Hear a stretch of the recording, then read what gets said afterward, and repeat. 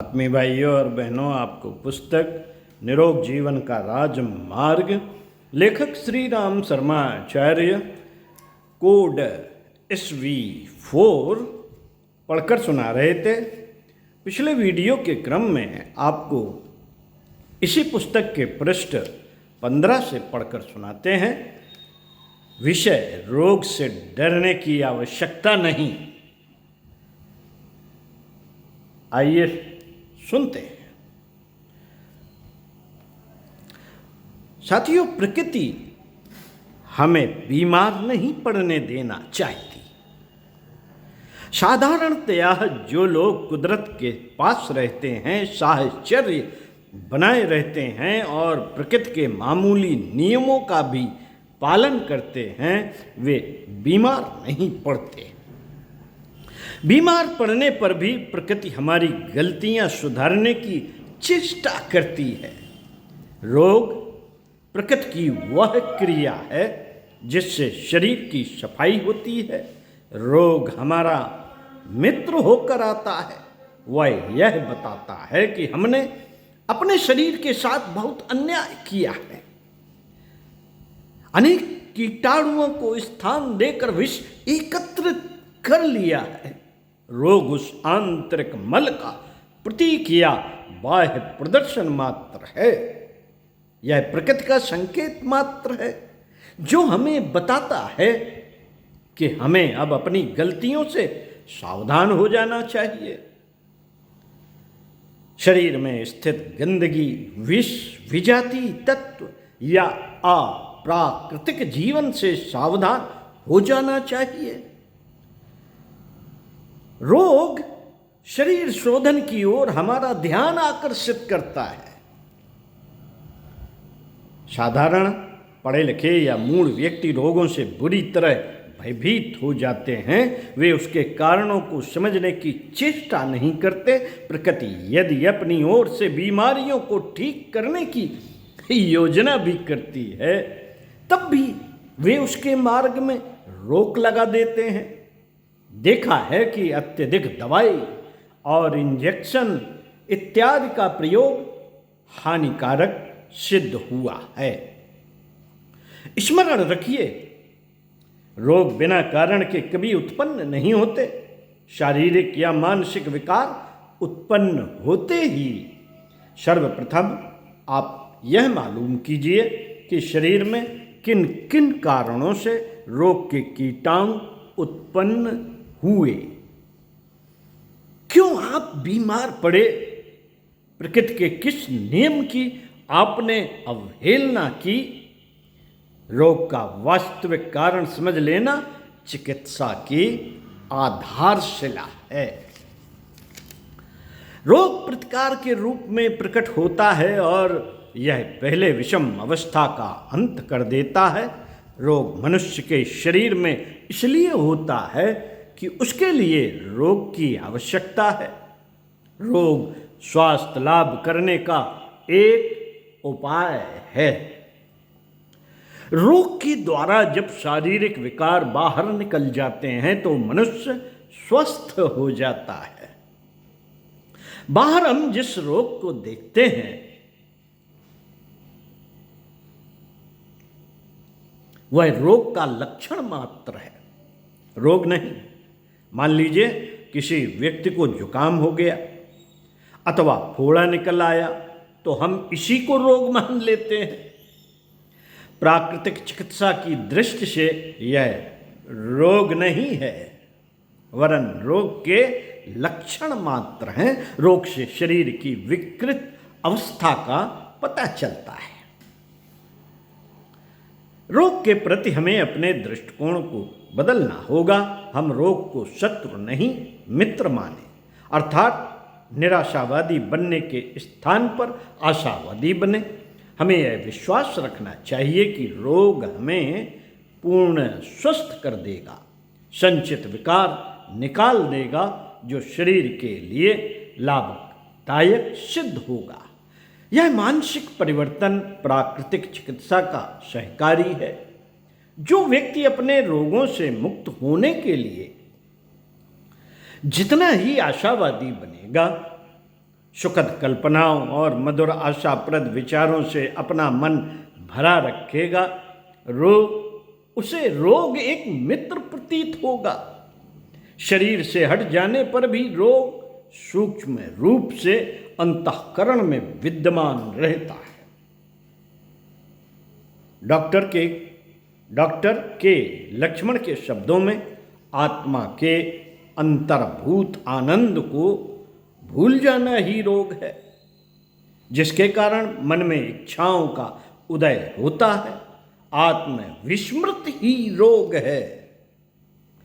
आजकल के बहुत से मानसिक एवं शारीरिक रोगों का कारण एक यह भी है कि मनुष्य सत तत्व की रक्षा न कर असत एवं विजातीय तत्वों का संचय होने देता है। डॉक्टर फापड़ के अनुसार अनेक स्नायविक एवं शारीरिक रोग मनुष्य के चेतन और अचेतन मन की रहस्यमयी गुफाओं में होते हैं। चेतन और अचेतन मन की रहस्यमयी गुफाओं में होते हैं। पहले मन रोगी होता है, रोग चेतना पर आता है, यातनाओं और विचारों में प्रभाव दिखाता है और अंत में स्थूल शरीर में नाना रूपों में प्रकट होता है। हर एक रोगी की सर्वप्रथम मानसिक अवस्था विकृत हो जाती है। दूषित अंतःकरण, विकृत मन और अशुभ भावनाएं रोगों का कारण है। साथियों, आज कुदरती जिंदगी को भूलकर हम चिकित्सकों की कुचक्र में फंस गए हैं। ये लोग हमें जितनी दिलचस्पी स्वस्थ करने में नहीं लेते, जितनी बीमारी को बढ़ाने में लेते हैं। इनका दृष्टिकोण अधिक से अधिक रुपया ऐंठना होता है। चिकित्सा के नाम पर आपको ठगा जाता है। डॉक्टर राम लिखते हैं कि हमारी लापरवाही का सबसे अधिक फायदा उन लोगों ने उठाया है जिन्होंने समाज की चिकित्सा का ठेका लिया है। जिन लोगों को भूख नहीं लगती उसकी दवा तैयार करते हैं, खाना हजम नहीं होता उसकी दवा तैयार करते हैं, काम में मन नहीं लगता उसकी भी दवा बनाते हैं। ये धातु पुष्ट करने की ठेकेदारी लेते हैं, बालों को काला करते हैं, दांतों को जमाते हैं, लड़के लड़की पैदा करवाते हैं और संसार के सब पुरुषों की नपुंसकता व स्त्रियों का बांझपन मिटाकर संसार में स्वर्ग का राज्य स्थापित करते हैं। यह लोग संसार में मकड़ी के समान अपना जाल फैलाए हुए हैं और संसार इनके जाल में फंसा है। मूत्र रोग से लोगों को डराकर और भीषण जटिल रोग बताकर ये उन्हें कुकर्म में प्रोत्साहन देते हैं। ताकत की दवाइयों का व्यापार आज कितना चलता है। ताकत की दवाइयों का व्यापार आज जितना चलता है शायद कभी नहीं चला।